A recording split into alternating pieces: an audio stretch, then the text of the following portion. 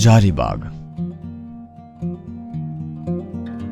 नाम से ही प्रतीत होता है जैसे हजारों बागों का शहर हजारीबाग।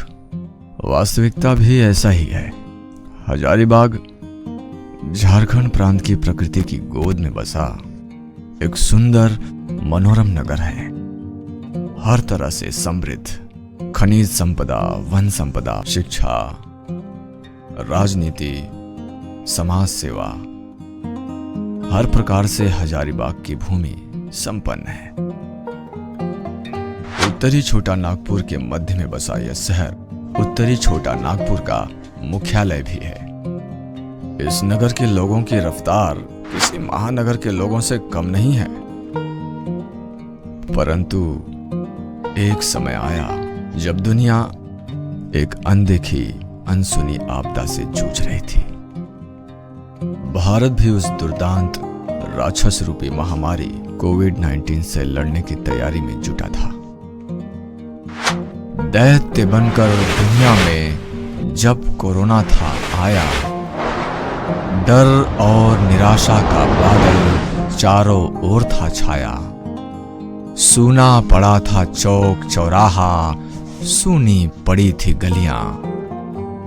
बंद कमरों में बालकनी से झांकती थी जिंदगियां। खून के रिश्तों के डोर जब हो रहे थे तार तार। सड़क पर पड़ी पिता की लाश कर रही थी पुकार। कोई नहीं लगता था अपना, सब में छिप कर बैठा था कोरोना। छाई थी भूखमरी चारों ओर, घर पर नहीं था एक भी दाना। ऐसे में आया एक मसीहा बनकर दुनिया का लीडर। नहीं था खौफ किसी बात का, रत्ती भर भी नहीं था डर। फौज बनाई उसने अपनी, नाम रखा था वॉरियर्स। सबकी सेवा की दुनिया में ना देखा कोई बैरियर।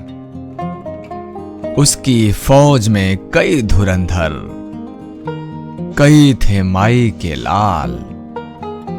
जय बोलो उस लीडर की जिसके साथ थे राकेश गुप्ता।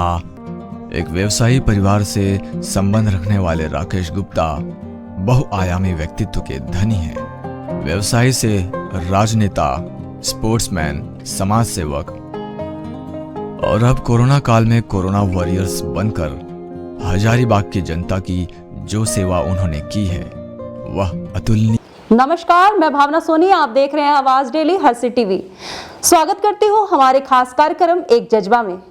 कहते हैं बुरे वक्त में साया भी साथ छोड़ जाता है, और उस बुरे वक्त में जो साथ दे जाए उसे भगवान की उपाधि दे जाती है।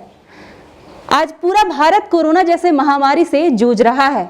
इस कोरोना काल में बहुत ऐसे समाज सेवी हैं जो तन मन धन से लोगों की मदद कर रहे हैं, जिनमें एक नाम जुड़ता है राकेश गुप्ता का, जिन्होंने निस्वार्थ भाव से लोगों की मदद की है। तो आज हम इनसे जानेंगे इन्होंने कितने सराहनीय कदम उठाए हैं लोगों के प्रति, और हम इस कोरोना काल में कुछ यादगार और कुछ दुखद पल के बारे में भी बात करेंगे।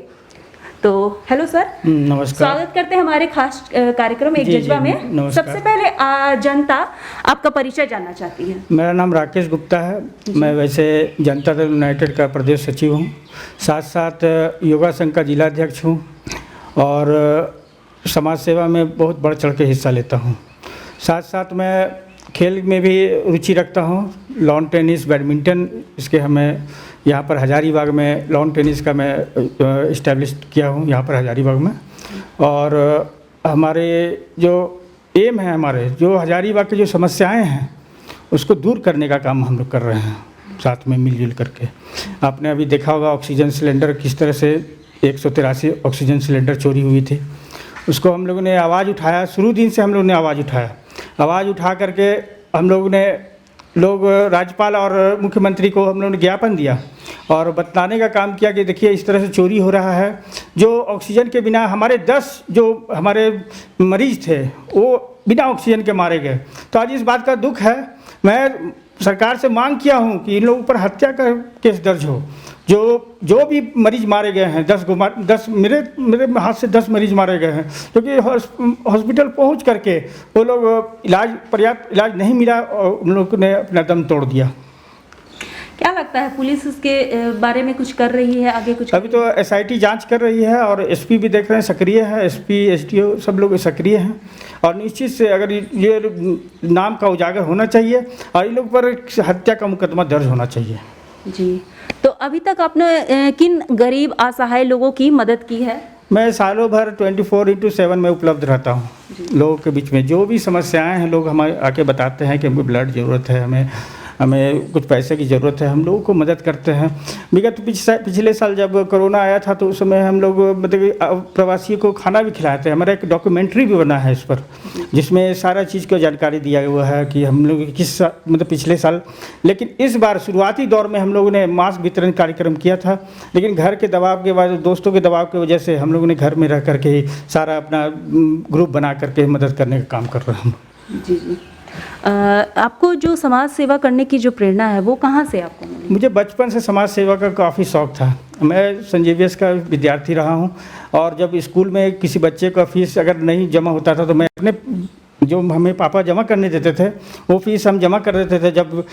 जब साल भर जब होता था तो उसमें देखा जाता था कि अरे 2 महीने का फीस नहीं है, इसमें पापा से खूब मार खाते थे। तो बचपन से मेरा जज्बा है कि समाज सेवा में हम पूर्ण रूप से सबका सहयोग करें। जो भी गरीब तबके हैं, जो हम लोग बच्चे भी अडॉप्ट किए थे, वो लोग को भी हम लोग रखे थे, लेकिन वो बच्चे लोग आगे नहीं रह पाए हमारे पास, लेकिन उन लोग को भी मतलब पढ़ाना लिखाना सब कुछ करते थे, लेकिन अगला का जो किस्मत था वो हुआ।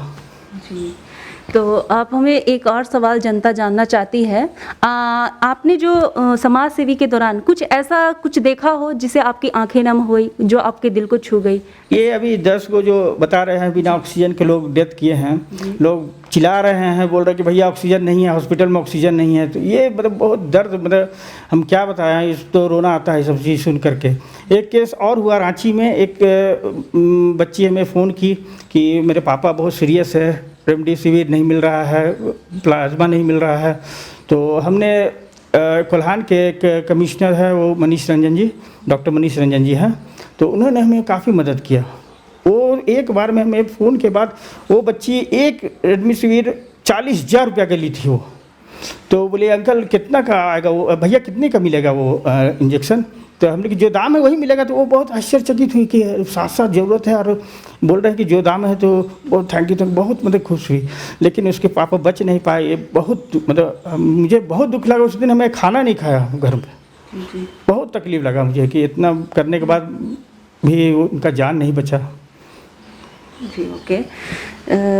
आप हमें ये बताइए कि अभी बहुत लोग भूखे हैं, मतलब कि खाने के लिए तड़प रहे हैं, उनके लिए आपकी कुछ क्या सराहनीय कदम है? अभी इस बार तो मैं घर से निकला नहीं हूँ, लेकिन हमारे बच्चे लोग हैं, सनराइज ग्रुप चला रहे हैं। उनका कार्य इतना सुंदर कार्य है कि आज 10वां दिन है उन लोगों का। 10 दिनों से वो रात में जितने भी भूखे लोग हैं, चूँकि 2 बजे तो लॉकडाउन मतलब कम्प्लीटली लॉकडाउन लग जाता है, तो वो लोग रात्रि में 8 बजे निकलते हैं, उनकी टोली है, वो लोग घूम घूम करके अपना सब लोग को भोजन का व्यवस्था कर रहे हैं। जी। अभी जो गैस सिलेंडर चोरी का मामला जो सामने आया है, अगर उस समय पुलिस चोर को अगर गिरफ्त नहीं कर पाती है तो आगे की क्या रणनीति होगी? आगे हम लोग छोड़ने वाले नहीं हैं, निश्चित रूप से हम लोग आंदोलन करेंगे और ज़बरदस्त आंदोलन करेंगे। और निश्चित है पुलिस प्रशासन का भी जो देख रहे हैं रवैया वो मतलब सार्थक है, मतलब कि फेवर में है, अच्छा काम कर रहे हैं वो लोग। और निश्चित है चोर निश्चित पकड़ाएगा। 2-4 लोग तो अभी पकड़ाए हैं, पूछताछ हो रही है। और मेन है कि SIT जो जांच कर रही है वो मुझे खुशी है इससे। और निश्चित है कि उन लोगों को दंडित किया जाए कि आगे से इस तरह का कार्य नहीं कर सकें। जी जी, बहुत लोग हैं मदद की गुहार लगा रहे हैं, आप जनता को कुछ संदेश देना चाहेंगे इसके बारे में? जो भी है हमसे जो बन पड़ेगा मैं निश्चित रूप से मदद करने के लिए तैयार हूँ जी। आप किंतु परंतु वाली बात नहीं है। जो भी मेरे पास होगा, जो हम सक्षम हैं यार, आपसे सदर में अब देख रहे होंगे विधायक जी भी अपने से निकल करके सब जगह राशन बांट रहे हैं। ये मतलब कार्य उनका भी बहुत सराहनीय है, मतलब हम उनको बधाई देना चाहते हैं, बहुत सराहनीय कार्य कर रहे हैं। और उसके बाद भी कोई घटता है तो निश्चित रूप से हम लोग हैं, मेरा नंबर भी सब जगह भेजा हुआ है, जिनको भी ज़रूरत है मेरे पास आकर के संपर्क कर सकते हैं और फ़ोन के द्वारा ही सारा उनके घर में राशन पहुंच जाएगा। जी, अभी आपने बताया कि आपने खेल कूद से भी जुड़ी हुई है, तो उसके बारे में कुछ आप बताएं। मैं बैडमिंटन खेलता था और सामने एक टेनिस का कोर्ट था, तो ऐसे ही पड़ा हुआ था, NTPC वालों ने बनाया था।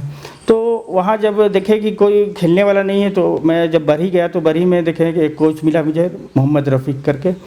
उन्होंने मुझे बोला कि मैं हज़ारीबाग आऊँगा। बोले सर आप हज़ारीबाग आइए और देखिए यहाँ पर एक कोर्ट बना हुआ है। तो कोर्ट बहुत जर्जर अवस्था में थी, हज़ारीबाग के SP ने मदद करके उसे बहुत अच्छा बना करके उसके बाद उसका उद्घाटन माननीय मंत्री जी, पूर्व मंत्री जी जयंत सिन्हा जी, मनीष जायसवाल जी किए थे। उसके बाद पहला स्टूडेंट होकर के मैं खेला वहाँ पर। धीरे धीरे आज 60 स्टूडेंट हैं वहाँ पर। बच्चे लोग रांची में भी टूर्नामेंट किए, अच्छा परफॉर्मेंस किए, मेडल लाए, वहाँ पर ट्रॉफी जीते। बहुत मतलब इसको हम बढ़ावा देने के लिए हम बहुत मतलब आगे थे, लेकिन कोरोना काल में सब अभी बंद है, कम्प्लीटली बंद है। ठीक है, तो हमारे साथ जुड़ने के लिए आपका बहुत बहुत धन्यवाद। ये हमारे साथ बने थे राकेश गुप्ता जी, जिन्होंने इस वैश्विक महामारी कोरोना काल में बहुत सारे लोगों की मदद की है, तन मन धन से मदद की है। तो आगे आपको ऐसे ही दिखाते रहेंगे और आप देखते रहिए, हमारे साथ बने रहिए। आवाज़ डेली हर्षित TV। धन्यवाद।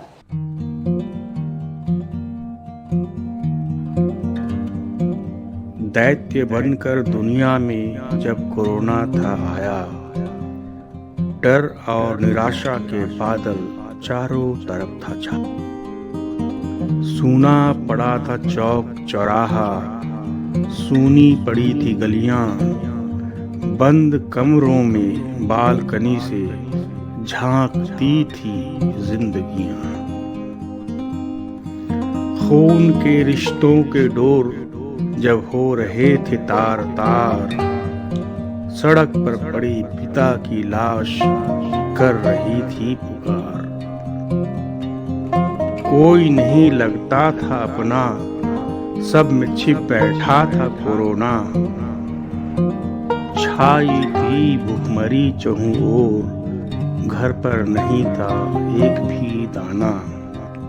ऐसे में आया एक मसीहा, बनके दुनिया का लीडर। नहीं था खौफ किसी बात का, रत्ती भर भी नहीं था डर। फौज बनाई उसने अपनी, नाम रखा था वॉरियर। सबकी सेवा की दुनिया में, ना देखा कोई बैरियर। उसकी फौज में कई धुरंधर लीडर की, जिसके साथ थे राकेश गुप्ता और रितेश खंडेलवाल। छट जाएगा फिर अंधियारा, आएगा फिर एक नया सवेरा। पतवार है जब उसके हाथों में, तो वही लगाएगा किनारा, तो वही लगाएगा किनारा, तो वही लगाएगा किनारा।